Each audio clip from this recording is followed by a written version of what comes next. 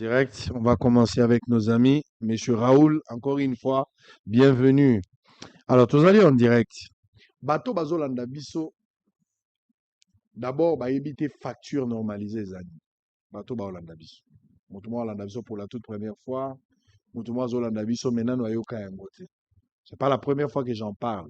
Mais je voudrais ici revenir encore pour la Rosunga Mama Malewa, Mwasi Andunda, un entrepreneur, Moutouma Bandi Sika. Facture normalisée, Zali, Nini. Est-ce que facture normalisée eza ko concerner ba congolais nyonso to eza la catégorie ya bato eza makambo ba kondi eza ya petit peuple te? Je voudrais quand même vous donner cette explication. Nini nde facture normalisée likanisi ya ko banda facture normalisée uti wapi kamango uti wapi? C'était sur base de quel élément? Un constat, Mboule Beti, conseil des ministres la Bouki na Tongo. Pourquoi il fallait cette décision? Le pourquoi de cette décision? Qui prend parole en premier? Prenez parole, allez-y. Merci, Sango Mokonzi. Tika Yambo to bandami sanabiso, j'espère que à un moment tolia communion wa. Ouais. Tolobi toyoki plutôt ndenge olobi makambo yo eza normal te. Mais biso toye poto lo makambo eza normal. Très bien. Tika na peso d'abord merci. Merci. Pour la invitation lancée dans la Direction générale des impôts. Où ils ont conduit des maîtres par DG Nabiso, Barnabé Mwakadi Mwamba. Pour Natina Tolobela, où ils ont actualité de leur facture normalisée. Mais aussi, ils ont devoir moral avant to banda quoi que ce soit, to féliciter yo nga personnellement, mba libosona kota na plateau na yo ya boso na politique. Mais ce que j'ai vu est émerveillé. Merci. Émerveillé tellement que je ne peux pas tarir maloba pour na ko féliciter na musalo ozo sala. Déjà crédibilité aux anango, yango esali que to répondre ou DJ na biso atinda biso to ya ko répondre invitation na yo. Merci. Pour te yebi que awa eza makambo yoloba maka bosolo et puis aux ana audience oyo eza na bato baza crédible ba sala ka yo confiance.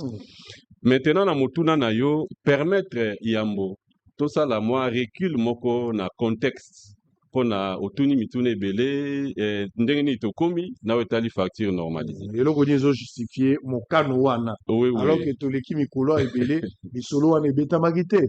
Po ba koma na mokano c'est que pour ça to botangi moko ememi likambo wana. Sur base de quel élément, quel constat qui amène ça?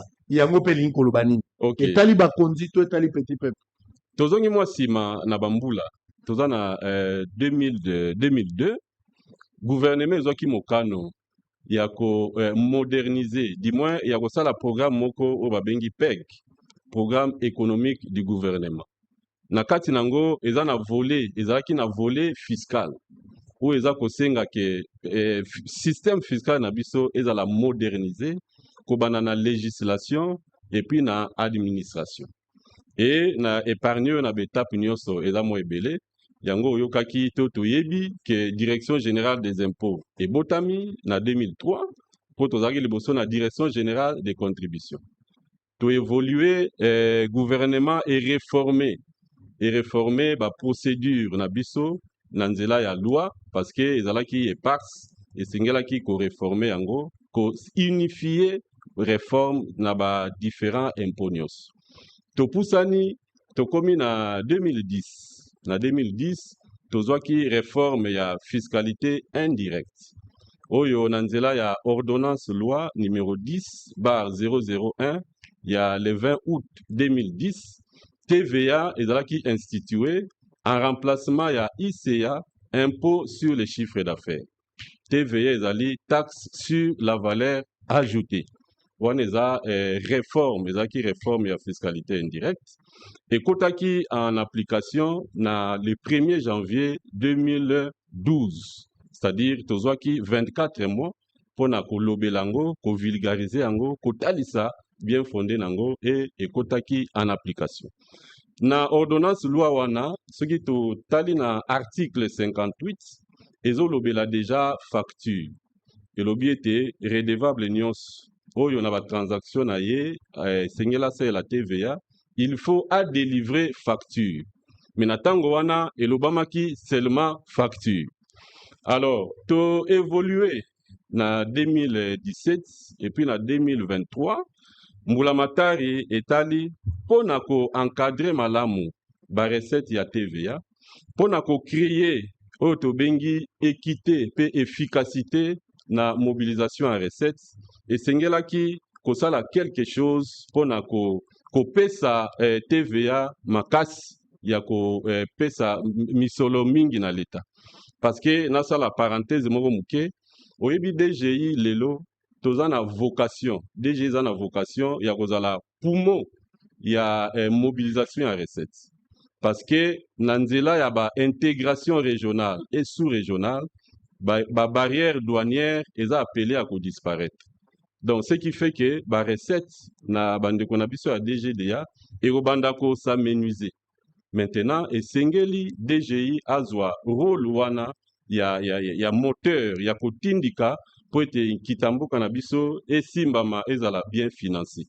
Yango wana Mbulamatari awa tika to saluer leadership ya papa mokonzi son excellence Félix Antoine Tshisekedi oyo na vision na ye alingi justement modernisation ya administration et na nzela nango gouvernement ezwi likambo oyo en charge na ntina ete na nzela ya ministère des finances oyo esimbami de maître par son excellence monsieur Doudou Fwamba ministre na biso ya tutelle.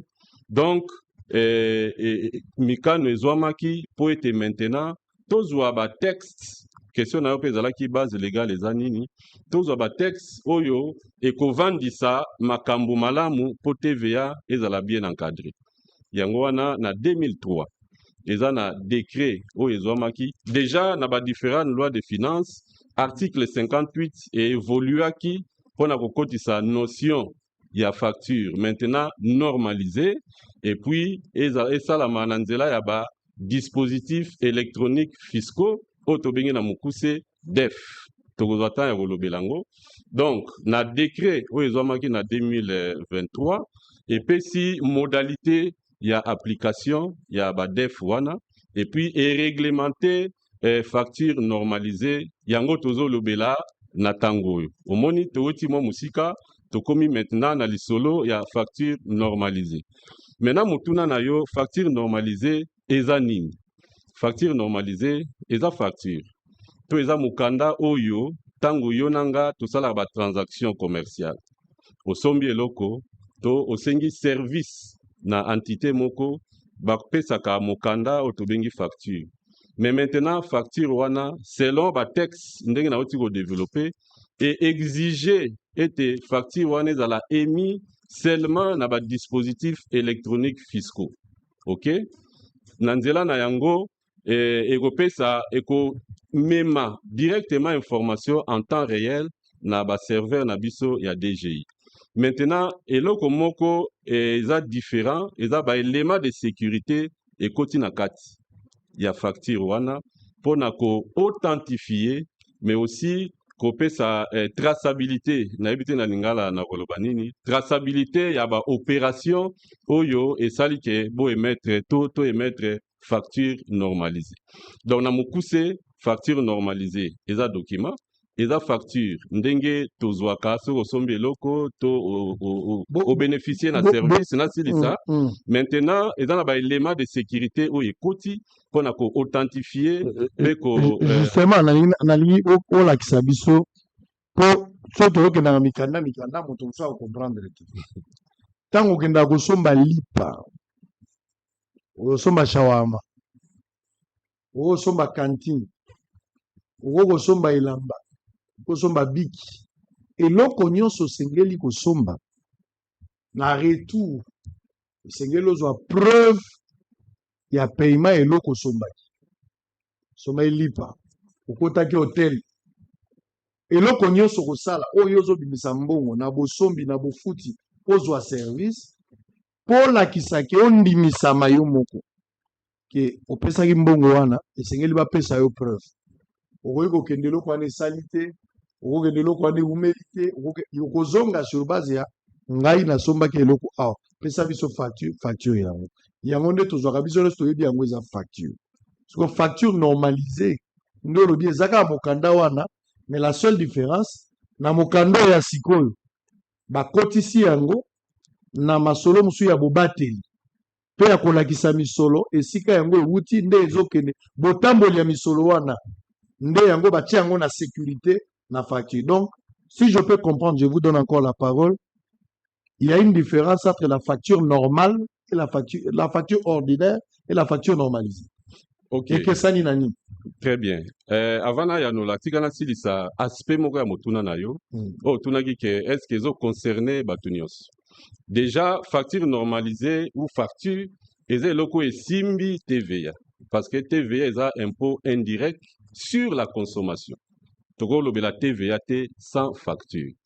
Maintenant, Constitution en mboka na biso, na article 174 alinéa 2, et l'objet contribution na ba charge publique eza bongo devoir pour na motonionso oyo azobika na République démocratique du Congo. Donc, ozala mopaya, ozala mokonzi, ozala footballeur. Donc, couche nyonso na ba transaction ozosala na consommation na yo TVA eza na kati.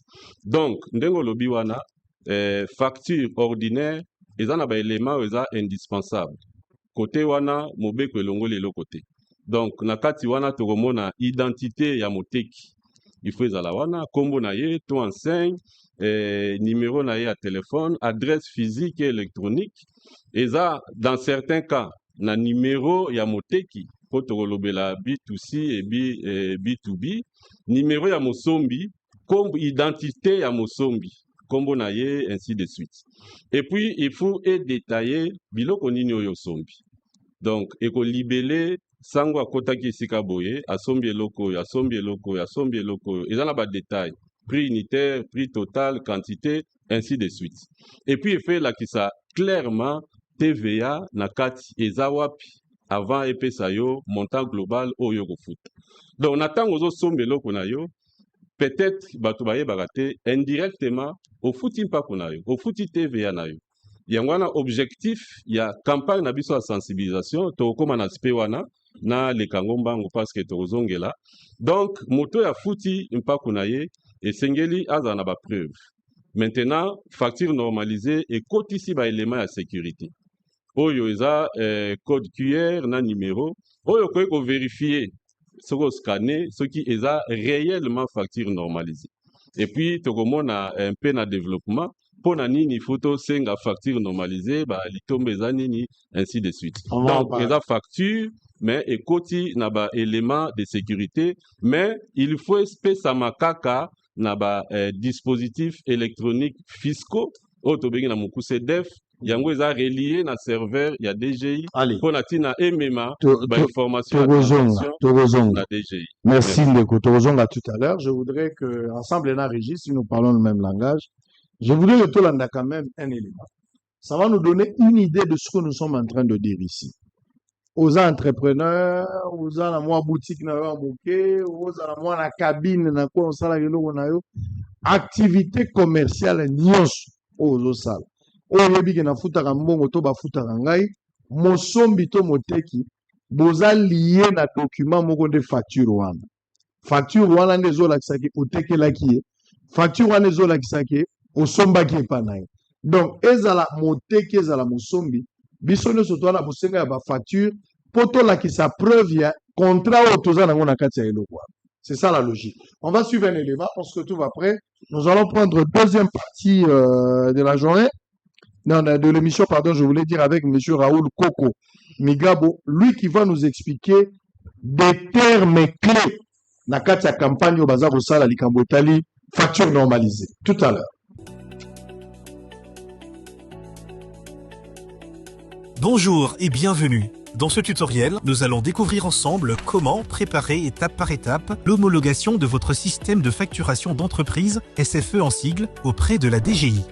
Étape numéro 1, création d'un compte dans l'espace de test. La première étape consiste à créer un compte sur la plateforme de test E-DEF. Voici la procédure. Ouvrez votre navigateur et saisissez l'adresse développé.dgirdc.cd. Cliquez sur le bouton « S'inscrire » pour lancer le processus de demande de compte test. Entrez votre NIF et cliquez sur « Vérifier ». Complétez les informations de votre entreprise. Dénomination, courriel, téléphone, ville, puis Continuez.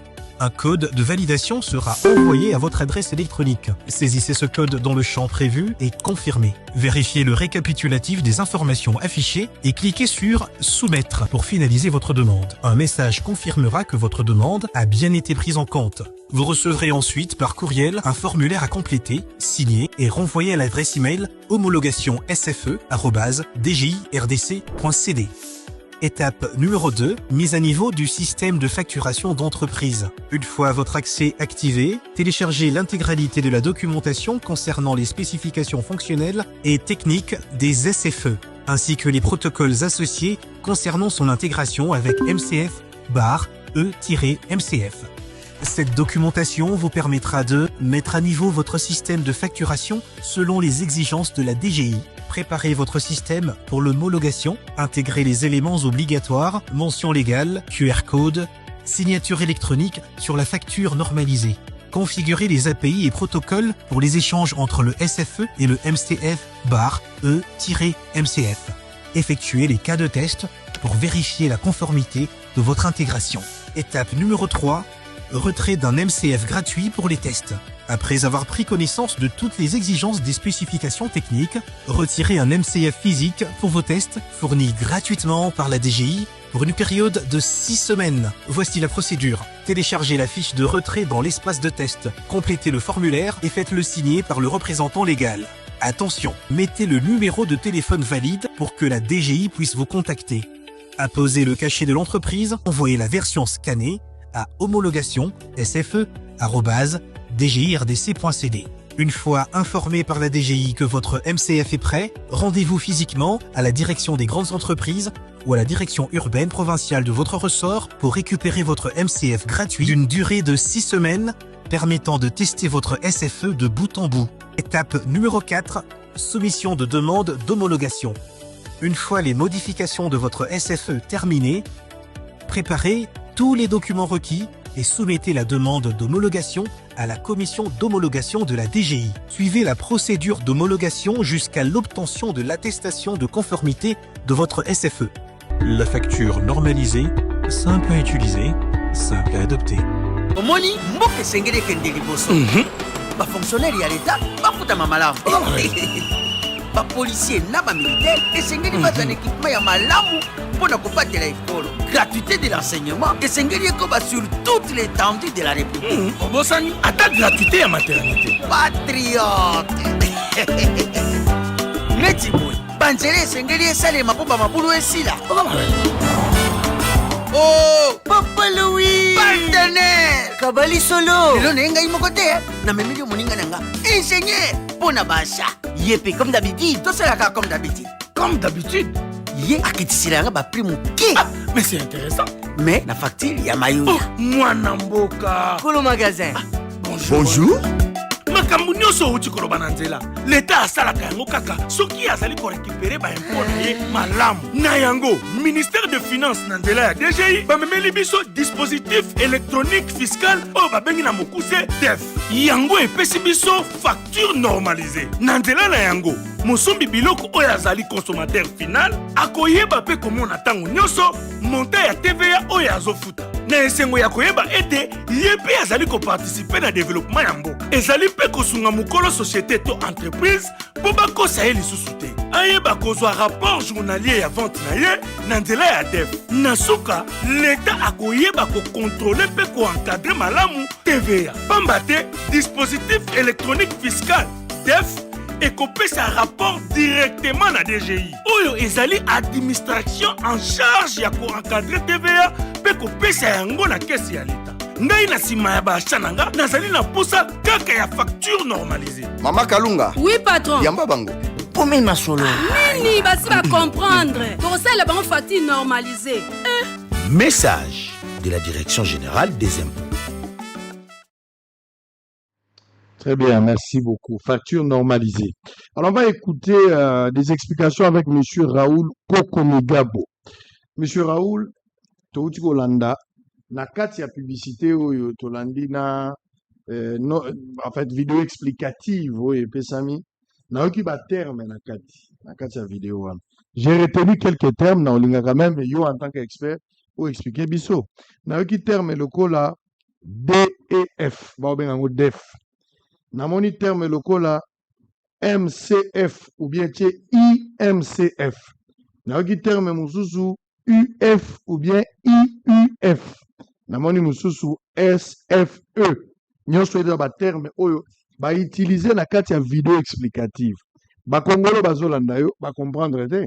C'est vrai que va comprendre peut-être la publicité, ça il va salina bandegonae, mais explication wana il gars koloba nini makambo no so na tangi ni ko laksani na molai na ngotina na ngopezani. Merci Papa Sango pour la question na yo. Na koloba DEF est la sigle ya dispositif électronique fiscal. DEF est nini? DEF est machine moko électronique ou logiciel moko que DGI est homologué. On va ce terme sous homologué. Homologué, on la question est que ils ont une machine au DGI endimi que et va utiliser mon ambo cannabiso parce que ils ont répondre à la spécification technique au DGI à Salaki. Donc, les faisali, ma machine électronique ou ma programme informatique, n'est-ce pas?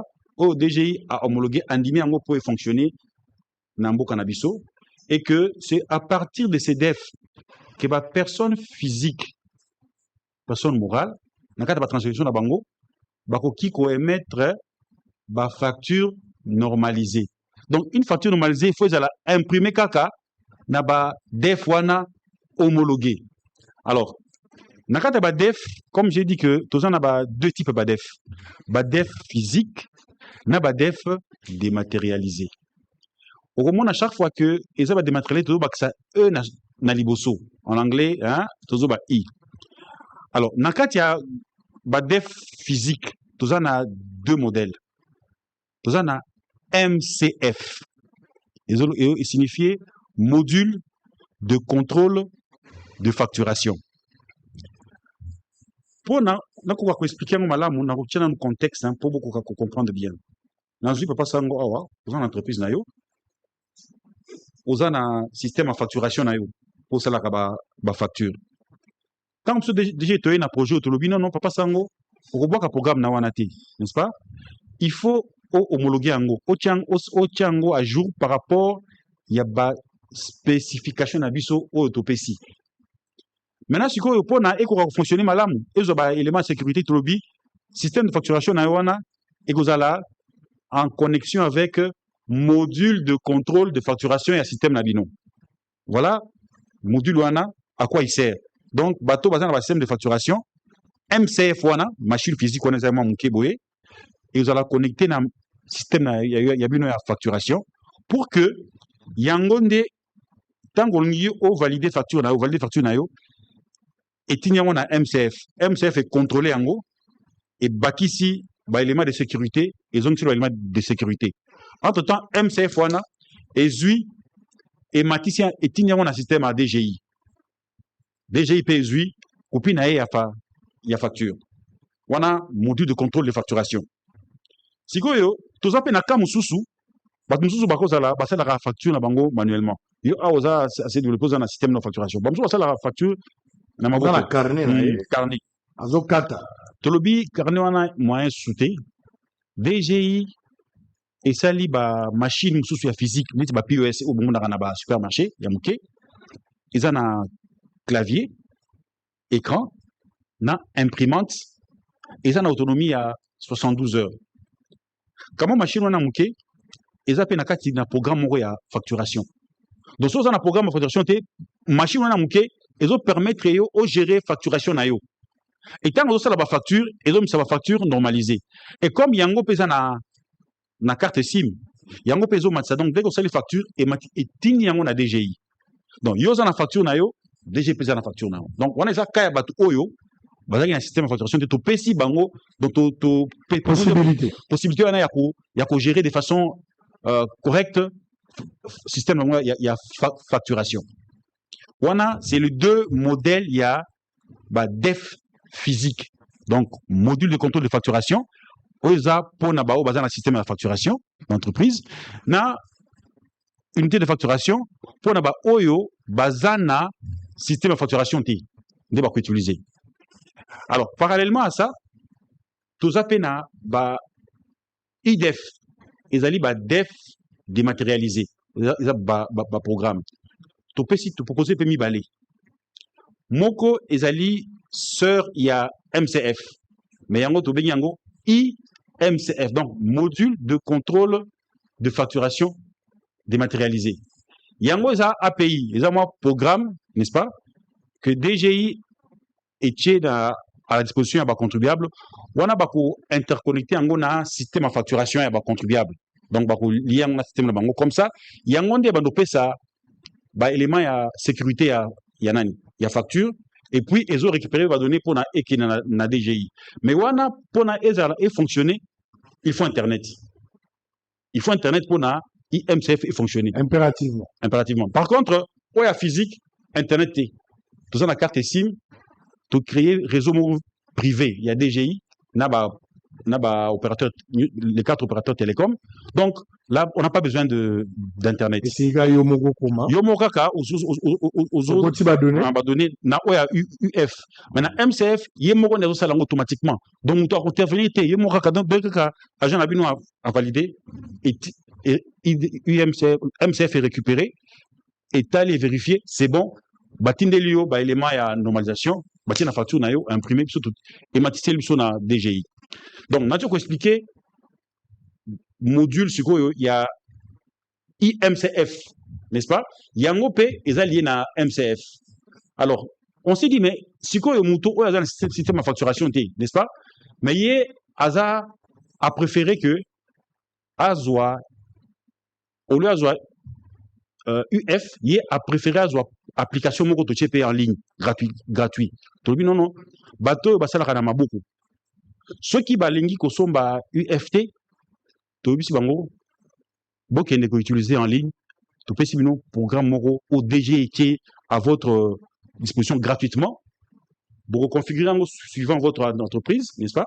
Comme ça, beaucoup de ça la facture, vous avez mettre facture. Mais ce que yango essaye que aux alanamoi soit tablette nayo, comment imprimante Moko aux alanamoi pour nous imprimer ma facture. Donc en bref, on a expliqué que tout ça a deux types, physique na dématérialisé. Dans la physique, tout ça a module de contrôle de facturation, na unité de facturation.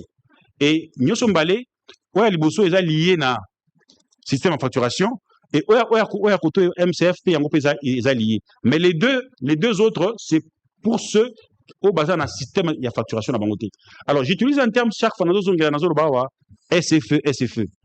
J'ai déjà expliqué un peu dans le but qu'il y a un système de facturation d'entreprise. Donc, oyo, dans un système là, déjà développé déjà. Ça la facture neti sango mo konziboza na système na bino. Il y a un système de facturation d'entreprise. Et l'ensemble constitue maintenant les DEF. Et que pour que vous allez utiliser en RDC, il faut les homologuer. Ba fournisseur ba koya nango, aya na prototype na e totali est-ce que ils ont répondre na mikano to pesa ki na kati ya siziana ya ba spécification si c'est bon, to bi OK, maintenant bato bako utiliser yango. Même bino besoin na système de facturation na bino, il faut boya ko homologuer ba système de facturation na bino. Donc voilà à peu près DEF, c'est ça la définition à DEF, hein, que ça ba machine ou bien ba logiciel homologué par la DGI. Ça dit si on comprend, ba oyo ba komagana maboku. Oui. Et c'est ba kota na normalisation. Ba utiliser ba DEF soit UF, soit Internet était ouais maboku. Pas beaucoup Internet. Ouais, il faut ba kosomba yango, n'est-ce pas? Ba kosomba ngwe pas là.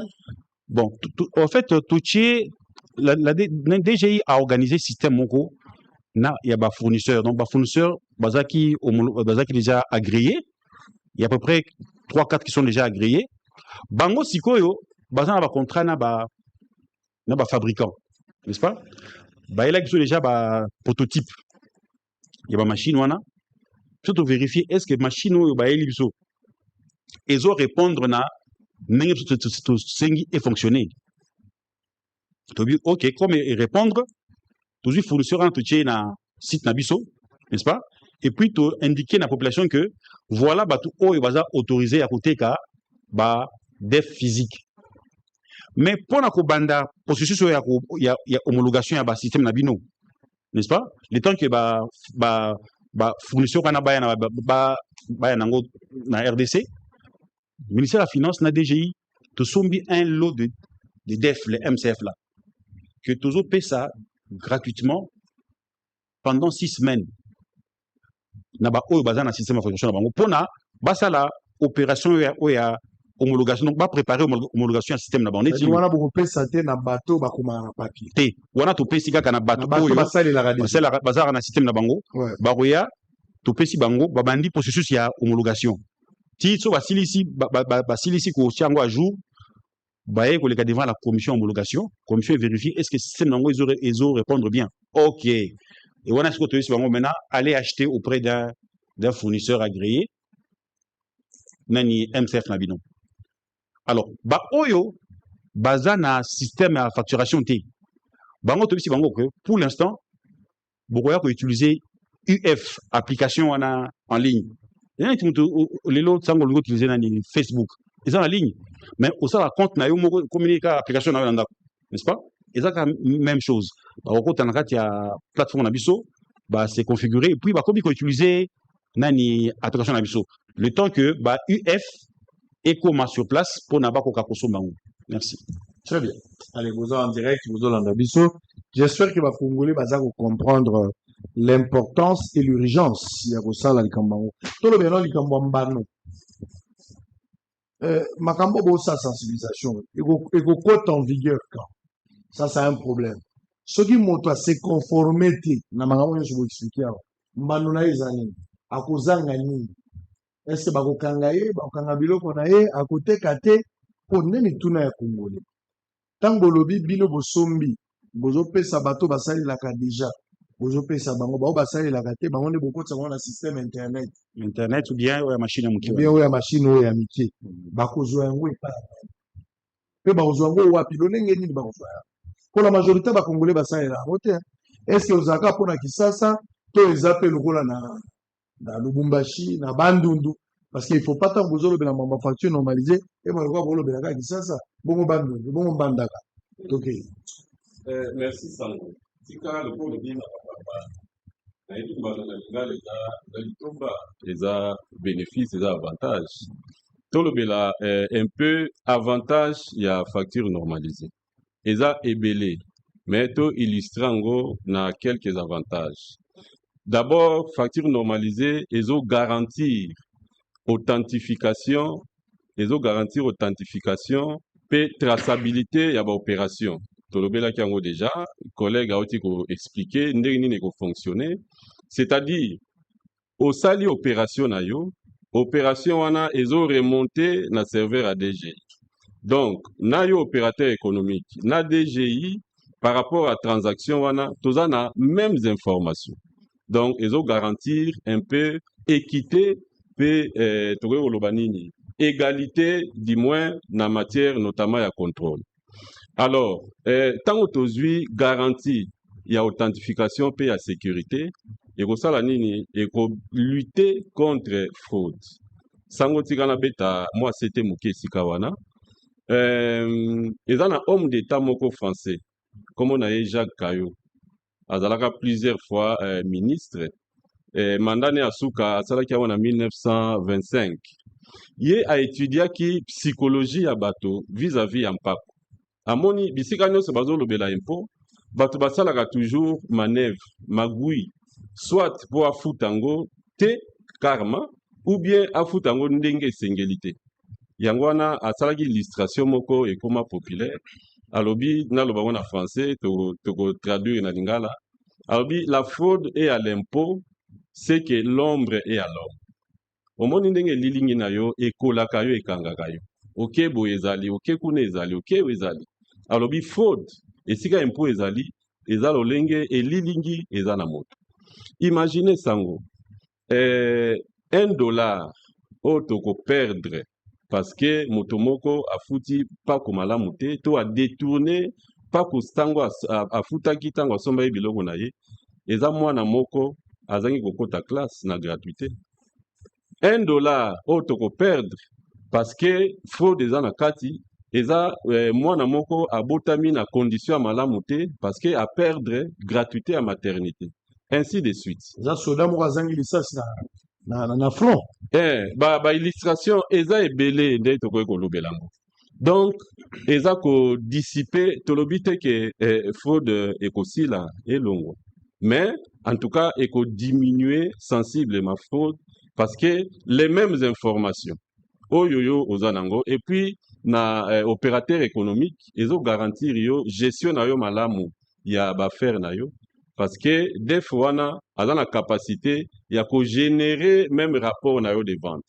Donc soki bato na yo banda osala yo mayuya des fois wana ekosalisa yo mpe ogérer malamu baactivité na yo ozosécuriser la recette. Voilà. Donc même na ntango ya contrôle ekosala ke tozala na sérénité moko parce que badiscussion oyo banozala te non nayebi wana te facture wana, donc tozala na même informations.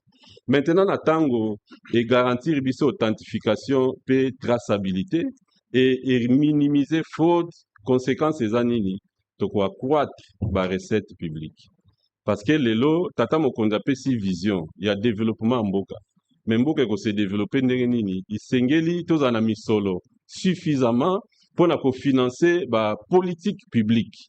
Misolo wana tokozwa yango na nzela ya mpako et TVA eza na vocation ya kocontribuer ndenge mbulamatari azwi mokano ya koencadre yango malamu, vocation ya kocontribuer même au-delà ya 50% ya barecette actuelle ya DGI parce que actuellement TVA ezocontribuer à hauteur ya un peu moins de 30%.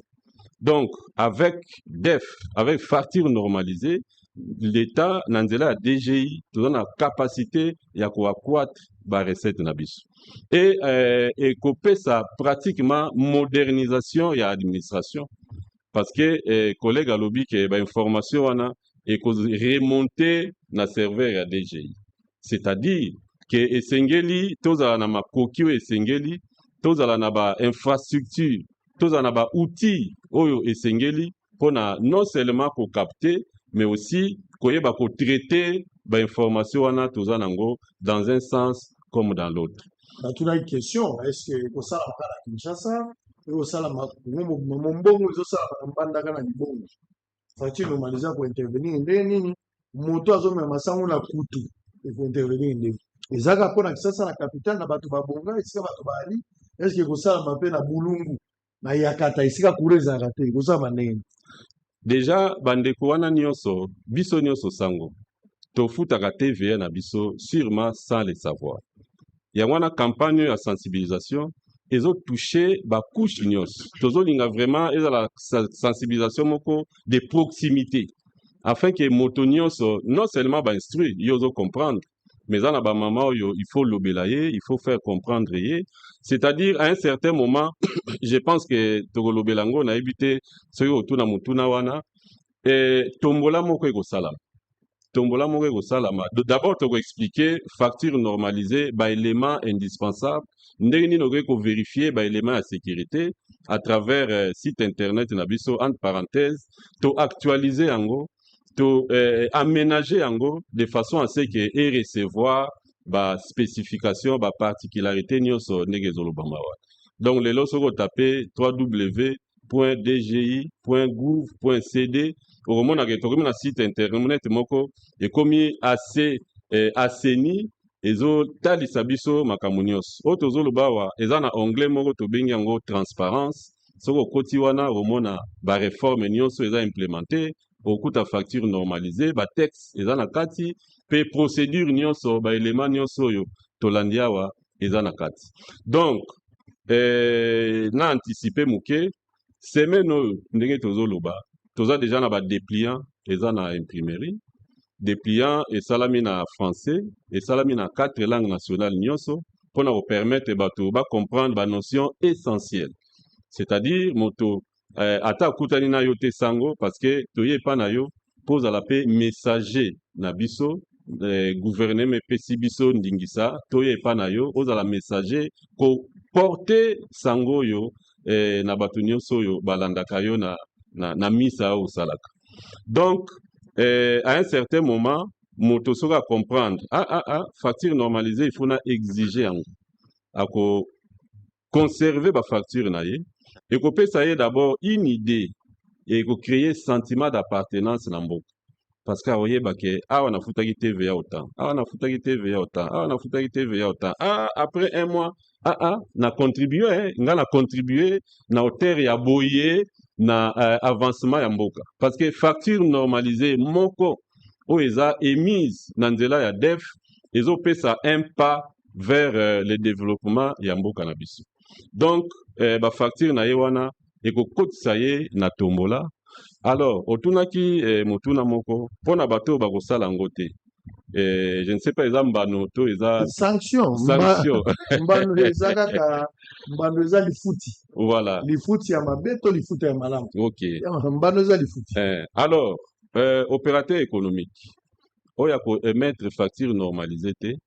D'abord à ko perdre droit ya déduction. Parce que TVA est un impôt, impôt indirect à la consommation, mais ils ont la supporter le consommateur final. Et nous entreprise X, pour s'approvisionner, à qui pas fournisseur naie, à son marchandise. Kuna TVA aux anakati, donc à supporter TVA namo. Tango ya zi marchandise naie, à ekoteka, à collecter TVA tango tekiwana.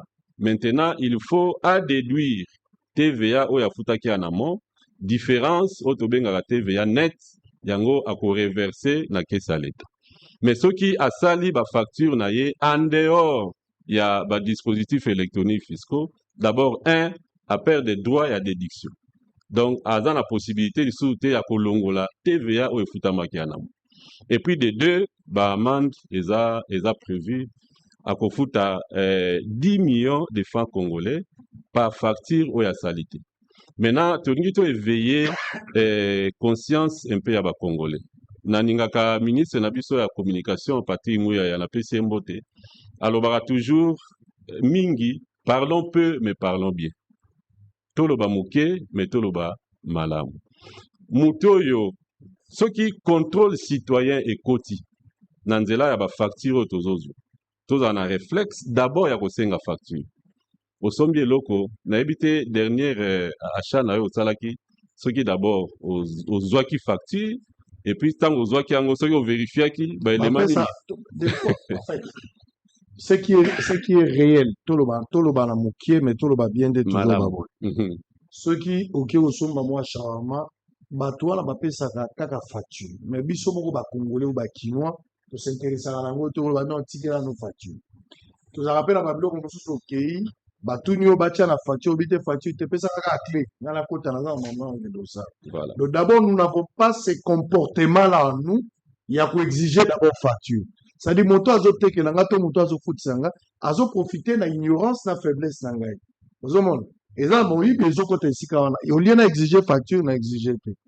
Après singa pe facture mais makambo ba komi na kati pe na tangi yango te pona la bombi ka papier soit na boaki yango ka na kati ya sac soki to komi ba longoli yango na poubelle ba gumbi ba ki ngai moko makambo komami na kati na yebite des fois pe pona ko exiger na zo mona ko za charge de trop vomela zelo ko na ngo bosenga na bosenga irrégularité c'est ça yango paradigme tolingi to changer que motonyoso ezala na ba fois sende ezala bisika zali notion wana ya ko exiger facture d'abord ezala et puis so ozu facture na yo ba élément de sécurité ezali na ba campagne na biso rapproché to banda ko expliquer comment on go vérifier na nzela code QR que facture wana eza normalisé eza authentique parce que so eza authentique TVA na yo eza wana ekozala remonter na DGI et puis ekokota na caisse ya l'État.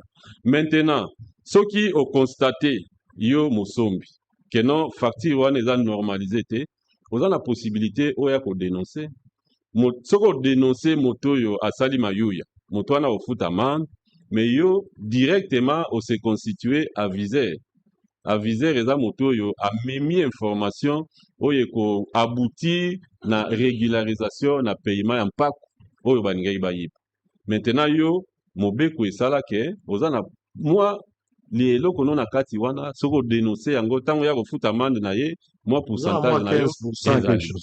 donc to ezala éveillé na likambo oyo eza na ba avantage ebele pona biso nano ba consommateur pona ba opérateur économique et puis pona l'état na ba aspect nyonso oyo to développer tantôt tokosilisa mpona lelo nangi nayoka yo mais question nanga nazotuna kosalela yango eza facultative à volonté ou c'est une obligation qui s'impose à tous wana eloko nalingi nayeba et puis natuni bino nalobi ke kolia ya congolais eza plus dans l'informel naloba na bino awa biloko wana bozoloba eza toke pa bachinois kosomba bik on peut exiger toke pa libande bien que l'état azwi mokano alobi mombongo ya ndambo ezaka mpona banationaux mombongo ya meke to toloba yango ya liboke en gros nde baexpatrie bakoki koteka biso nde bana mboka tokoteka biki moko koteka cre moko est ce que mobeko yango ese ekoti en vigueur to eza kaka théorie parce que tozokende kosomba kaka na magistrat na avocat na journaliste tozokontinue kosomba gilete epai ya chinois epai ya libanais pièce moko alors que mobeko oyo bango bazwi balobi kaka moto atekela oyo eloko moko na eteni mwana mboka moto ya libanda ateka oyo ya mopiku nde bakobenga en gros mais c'est pas le cas yango sikoyo nalobi likambo ya kosomba biki kosomba eloko d'une manière isolée soki tokei na makambo madesu tokei na makambo ya ngombe tokei na makambo ya mbisa okauka na poto eza bongo koki kosomba eloko te soki ozwi papier te na mboka nini mpo na poto ata kafe tomelaka fo bakatela tike kafe oyo ozomela baoteke tomela awa ekozala ndenge nini na mama oyo nazobana biloko ayakata bumba to na bongandanga mama moko awuti zamba azwi sombo ya monene ekauka azoya na sombo wana baoteka biso na bwatu mama napesa facture ndenge nga mosombi na kodija ngo. Merci beaucoup Sango. Naloba boye omoni tant tozosala préparer réforme oyo tokenango progressivement. Très bien. Donc au 1er décembre oyo bateau baza concerné pour émettre la facture normalisée. Obligation les a faites par au baza assujetti à la TVA. Donc entreprise nyonso oyo nyonso azali assujetti à la TVA au 1er décembre 2025 il faut ça la facture normalisée. Soit obligatoire, soit ça l'angoté, sanction aux ala. Très bien. Maintenant, comme dans les transactions, il y a aussi bateau oyo, baza sujetité, mais quand même, c'est la transaction. Bango siko yo toko s'intéresser na kana bango na 2026, n'est-ce pas? Toko tala, toko évaluer pour tala comment dans 2026 pour na to étendre yango à tous ceux qui émettent des factures. Mais par rapport au 1er décembre, ESA ba sujeti, neti sango entreprise na yoawa, ESA sujeti, des bango bako émettre ba facture normalisée. Ba mama mso torota là na 2026, hein, pour na ba oyo bazana nous comment dire baza assujetti à la TVA, n'est-ce pas? Donc parce qu'il faut tout analyser. Tout ça, d'une manière progressive. Parce qu'il faut tout s'assurer hein, qu'on a la maîtrise. Il y a Maramde Auto, ça, à partir du 1er décembre. Très bien, merci beaucoup. Ndeko Raoul Kokomigabo, chef de division système d'information. Vous allez accompagner Ndeko Nzengeli Bonanga, chef de division communication et documentation. Bandeko Bomilengele, oui, Lilobano Asuka. Oui, Naina Lobaboye. Pona Kosuki ça, après avoir né Balobaka tout oublié, Eza na likambo Naina Loba, Motonio so Akangango. Le 1er décembre 2025, généralisation, il y a effet, il y a TVA, communiqué Eza déjà, na batonio so baza assujetti na TVA. Na effectif na biso na fichier baza à peu près 12 100 quelque chose. Donc sans exception, mutunyo soit assujetti na TVA obligatoirement le 1er janvier le 1er décembre plutôt 2025, nécessité obligation ya remettre facture normalisée et bandi. Et ndenga lobi na au courant année 2026 sensibilisation na biso eko continuer parce que eko suka le premier été to continuer koloba jusqu'à ce que réforme oyo ezala consolidée et surtout civisme wana ekota vraiment na biso nyonso mpona koexige facture na nzela nango toza na quelques actions nangi na annoncer rapidement soki okopermettre toza déjà na nzembu moko eza na studio à l'image ya franc congolais ekosangisa bagrand nom ya chanson ya mboka na biso bakoyemba likambo oyo mpona kovéhicule message oyo tozopesa mais aussi il est prévu caravane motorisée oyo tokokende na baespace ya minene bawenze baéglise mpona kopanza sango oyo ete le 1er janvier tozala na 1er décembre koma janvier ezoyelanga tozala na réflexe wana ya koexige facture parce que bato il faut baemettre yango baza na obligation ya kosala. Très bien, merci beaucoup tozozela biso mpe sango tozozela soki bayeli biso esengeli mpona biso. Nous sommes une chaîne, nous avons une audience très populaire. Il n'y a aucune chaîne de télévision au Congo. Je ne parle pas de Kinshasa, nous sommes suivis sur toute l'étendue à territoire national. J'ai mis quiconque à défi. Il n'y a aucune chaîne de télévision qui est très suivie comme Bosolo. Bosolo a suivi partout. Ils ont yakate pa ba pigme. Na ikita na selenge na mpili. Et si vous bato bako marate Bosolo ako marakuna bazako landai. Nous sommes la chaîne la plus suivie, la première chaîne d'investigation en République démocratique du Congo. Na réseaux sociaux kolobate. Tozako peser des milliers et des milliers de téléspectateurs au Bazar Biso. Nous représentons une audience pour les pays. Il faut apprécier l'homme à son époque. Tikatomi Lobela Biso Moko. Donc nous sommes un canal sûr par lequel Bokoki collecte un message Nabino, Bokoki ko sensibiliser. Pour Sango Soka Lobi Bakoyoka. Mongongo a Sango eza monene pe bato balingi Sango. Sango aza lokwa kominyo aza muke mais faut ko meme maboko mibale. Donc mokolo ya le premier boboye baka déjà que makambo facture normalisée ezali ko kota ezeko banda yango ezeko banda. Donc ba tika ya biso kwa 2 semaines presque kakawa.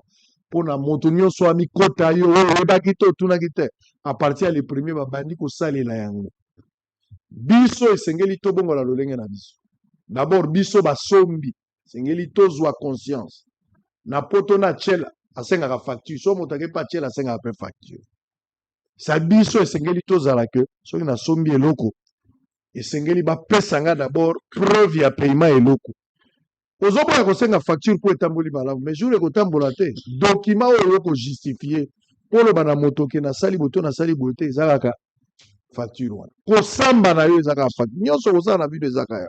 Donc il est très très important kozala na facture soki kozala nango te kozala biso mpe bateki biso mpe basalisi esengeli mpe tozala nango yango biso basalisi bakoyebisa biso le premier mitia déjà en ordre bato baza assujetti na TVA mitia déjà en ordre à partir à les premiers parce que contrôle ekozala soki ezali te ekozala malamu te sanction négative ekozala yo moko d'abord ozo s'auto-détruire mais aussi il y a des conséquences néfastes qu'il faudra oublier nakozonga awa soki bandeko ya DGI alors que les DG Mwakadi eza kolanda biso soki ba signé partenariat na Bosolo en ce qui concerne cette campagne bokomona ngai moko pe sur terrain bokomona robe ya sango en train de sensibiliser de bouche à l'oreille pour que côté la yo importance nango donc bomi bonga mikolo eza koya soki makambo ekomi ya ba facture boka moyango te bonjour rediffusion à 20h et puis lobby à 7h du matin et puis le week-end si Dieu nous prête vie nous allons revenir sur ça